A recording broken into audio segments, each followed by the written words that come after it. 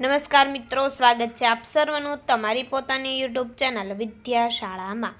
ધોરણ 8ની જે ગુજરાતી વિષયની પ્રશ્ન બેંક આવી ચૂકી છે તારીખ 4/1/2025ના રોજ. તેમનું સંપૂર્ણ સોલ્યુશન આપણે આ વિડીયોની અંદર જોઈશું અને આ વિડીયોની લિંક તમે તમારા મિત્રો દોસ્તોને પણ જરૂરથી શેર કરજો, જેથી તે લોકોને પણ આ સોલ્યુશનનો લાભ મળી રહે.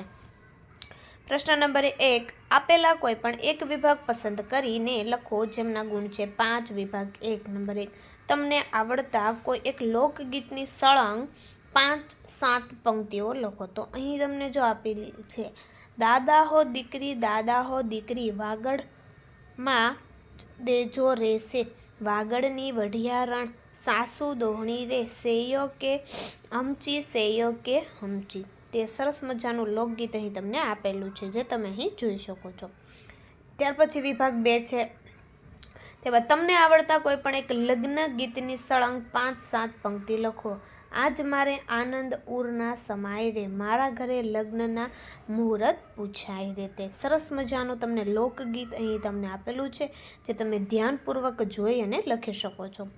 તો વિદ્યાર્થી મિત્રો, ધોરણ 8ની ઓરિજિનલ પ્રશ્ન બેંક સોલ્યુશન તારીખ 4/1/2025ના રોજ ગુજરાતી વિષયની ઓરિજિનલ પ્રશ્ન બેંકના સોલ્યુશનની PDF આપણે એપ્લિકેશન ઓશન કોચિંગ ક્લાસીસ પરથી મળી જશે અને આપણા વોટ્સઅપ નંબર અહીં આપેલ છે તે પરથી પણ મળી જશે. વિભાગ 3. નંબર 1, તમે વાંચેલી કે સાંભળેલી કોઈ એક લોકકથાની ઘટના ટૂંકમાં વર્ણવો. તો જો એક સરસ મજાની લોકકથા અહીં આપેલી છે, લોભિયા વસેતા ધુતારા ભૂખે ના મરે. આ સરસ મજાની લોકકથા અહીં તમને આપેલી છે, જે તમે અહીં જોઈ શકો છો અને તમે સારા અક્ષરે નોટબુકની અંદર પણ લખી શકો છો. ત્યાર પછી છે પ્રશ્ન નંબર 2, આપેલી કાવ્ય પંક્તિના પ્રાસવાળી બીજી એક પંક્તિ ઉમેરો. કોઈ પણ 5. કુલ ગુણ છે 5. જોઈએ નંબર 1, ઉદાહરણમાં આપેલું જ છે. નંબર 1, ફૂલોને જુઓ હસતા રહે છે, તો કે પવન સાથે એ લહેરાતા રહે છે. નંબર 2, જીવન જીવું છું હું બીજાને માટે, હસાવું છું જ્યાં સુધી શ્વાસ ચાલી શકે. નંબર 3, ઝાકળ વરસે ધોધમાર ને, તો જવાબ આવશે ને પવન લાવે ઠંડકની ભીનકાર. નંબર 4, સદા સાથ આપે છે મિત્રો અમોને, જવાબ આવશે હૃદયથી ભરી પ્રેમના છલકારા અમોને. નંબર 5, ગુજરાત મારી ગરવી એવી, જવાબ આવશે ભાષા સંસ્કૃતિની સુગંધ વહેતી એવી. નંબર 6, ચાલ ભેરું ઝાડ દેવને નમીએ, તો જવાબ આવશે મીઠા હૃદયથી પ્રકૃતિને પ્રેમ કરીએ. નંબર 7, મારો ચગે છે પતંગ કેવો ગગનમાં, તો રંગબેરંગી સપનાથી ભરેલું મનમાં. નંબર 8, વગડાને મળવાને જાવું આજ મારે, તો પ્રકૃતિના ગર્ભમાં શાંતિ શોધવાનું મારા કામે. નંબર 9, સાદ પાડે છે સીમ મને સાદ, પ્રકૃતિના ખોળે મન થાય આઝાદ. નંબર 10, મને વહાલી છે ધરતી આ માત, જેમાં વસે સ્નેહ અને શાંતિનો સાદ. નંબર 11, દાદાજી મને વહાલા છે આજ પણ તેમની મીઠી યાદો સાથે છે. નંબર 2, દેશ અમારો સૌથી ન્યારો, પ્રેમ અને સન્માનનો એક સ્વર્ણ મારો. નંબર 13, બનવું મારે દેશના સિપાહી, તો અંકુરિત માની શક્તિ આપવી ભાઈ. નંબર 14, કેવા મજાના પંખી જુઓ ને, આ મસ્ત મહિલાઓ જીવે છે ખૂણાને.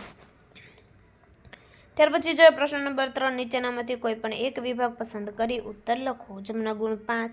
વિભાગ નંબર 1 જોઈએ, રેલવે સ્ટેશનનું સમયપત્રક આપેલું છે, તે પરથી પ્રશ્નોના જવાબ. નંબર 1, ઉધમપુર જવા માટે કઈ ટ્રેન મળશે, તો ઉધમપુર જવા માટે જન્મભૂમિ એક્સપ્રેસ ટ્રેન મળશે. નંબર 2, ફક્ત સોમવારે કઈ ટ્રેન રેલવે સ્ટેશન પર આવશે, ફક્ત સોમવારે હરિદ્વાર મેલ અને જન્મભૂમિ એક્સપ્રેસ ટ્રેન રેલવે સ્ટેશન પર આવશે. નંબર 3, ગરીબનવાઝ એક્સપ્રેસ અજમેર સ્ટેશન પર કેટલા વાગે આવશે અને ક્યાં જશે, તો ગરીબનવાઝ એક્સપ્રેસ અજમેર સ્ટેશન પર 6:50 આવશે અને અજમેર જશે. નંબર 4, તમારે હરિદ્વાર જવું હોય તો ક્યાં પ્લેટફોર્મ પર જશો અને કઈ ટ્રેનમાં બેસશો, તો અમારે હરિદ્વાર જવું હોય તો પ્લેટફોર્મ નંબર 2 પર જશું અને હરિદ્વાર મેલ ટ્રેનમાં બેસીશું. નંબર 5, કઈ ટ્રેન સૌથી વધુ સમય માટે સ્ટેશન પર રોકાય છે, તો કે રાણકપુર એક્સપ્રેસ સૌથી વધુ સમય માટે સ્ટેશન પર રોકાય છે. વિભાગ નંબર 2 આપેલું છે, જોઈએ તેમના નંબર 1, વાંકાનેરથી ઓખા પહોંચતા ટ્રેનને કેટલો સમય લાગશે? તો કે 6 ને 5. નંબર 2, ટ્રેન 4:28 ક્યાં સ્ટેશન પર હશે? દ્વારિકા. નંબર 3, કાશી રાત્રે 9:33 વાગે ટ્રેન પકડે છે તો એ ક્યાં સ્ટેશન પરથી ચડી હશે? તો જવાબ આવશે સુરેન્દ્રનગર પરથી. નંબર 4, ટ્રેનનું સૌથી વધુ રોકાણ ક્યાં સ્ટેશન પર થશે? તો ટ્રેનનું સૌથી વધુ રોકાણ અમદાવાદ સ્ટેશન પર થશે. નંબર 5, રાજકોટથી ઓખા જવા માટે કેટલા વાગે સ્ટેશન પર જવું પડશે? તો કે 12 વાગે PM.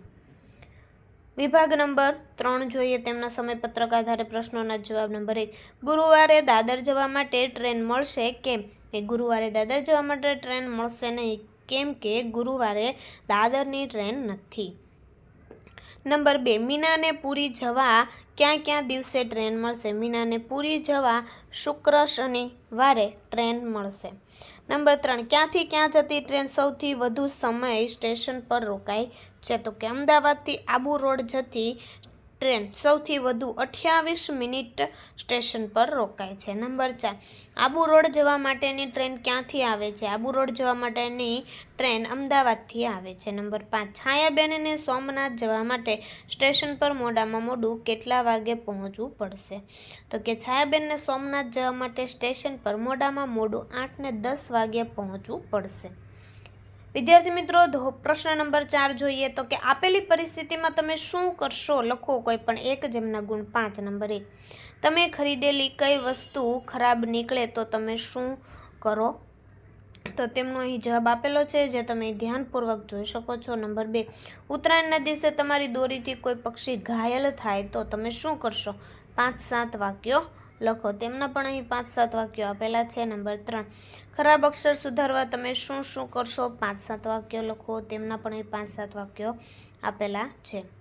પ્રશ્ન નંબર 5, આ આપેલા વાક્યમાં ઘાટા કરેલા 2 શબ્દ પૈકી અયોગ્ય શબ્દ કાઢી નાખી વાક્ય ફરી લખો.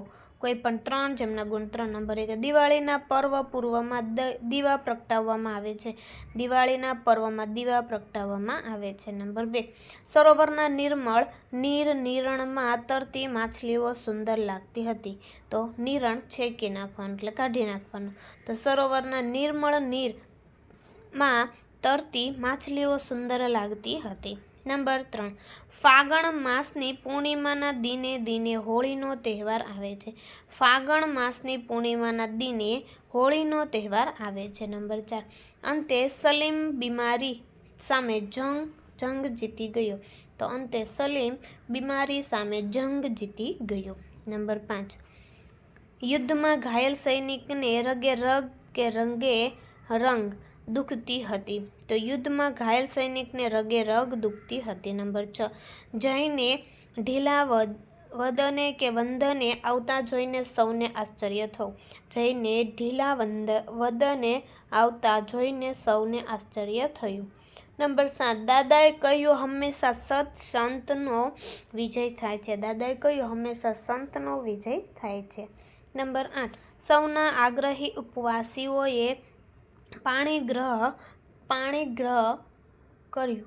તો સૌના આગ્રહથી ઉપવાસીઓએ પાણીગ્રહ કર્યું. નંબર 9, જૂનું લાગતું નથી છે તો આ સાલનું જ. જૂનું લાગતું નથી છે તો આ સાલનું જ. બ જોઈએ. આપેલા શબ્દોના જોડકાને શબ્દકોશના ક્રમમાં ગોઠવીને કોઈ પણ 2, તો જેમના ગુણ 2 જોઈએ શબ્દકોશના ક્રમમાં. પેલું છે કશ્યપ, કર્મ, કુમાર, કેવી, કૌશલ્યા અને કંતાન. નંબર 2, શતક, શોભા, શંખનાદ, સૌમ્ય, સંભવિત, સંયમ. નંબર 3, અનંત, અષ્ટક, આસન, ઇન્દ્ર, ઉચ્ચારણ, અંત. નંબર 4, ગફલત, ચરિત્ર, ઝુમખું, નીડર, પ્રગટ, વિલીનીકરણ. નંબર 5, નાવિક, નિયમિત, નિરર્થક, નોકર, નોંધપોથી, નંદન, વન. નંબર 6, સાદર, સિલ્ક, સિલાઈ, સૌજન્ય, સંધિ અને સંબંધ. તો વિદ્યાર્થી મિત્રો, ફરી આપણે મળીશું જે બીજા વિષયની નવી એકમ કસોટીના સંપૂર્ણ સોલ્યુશન સાથે. આ વિડીયોની લિંક તમે તમારા મિત્રો દોસ્તોને જરૂરથી શેર કરી દેજો, જેથી તે લોકોને પણ આ એકમ કસોટીના સોલ્યુશનનો લાભ મળી રહે.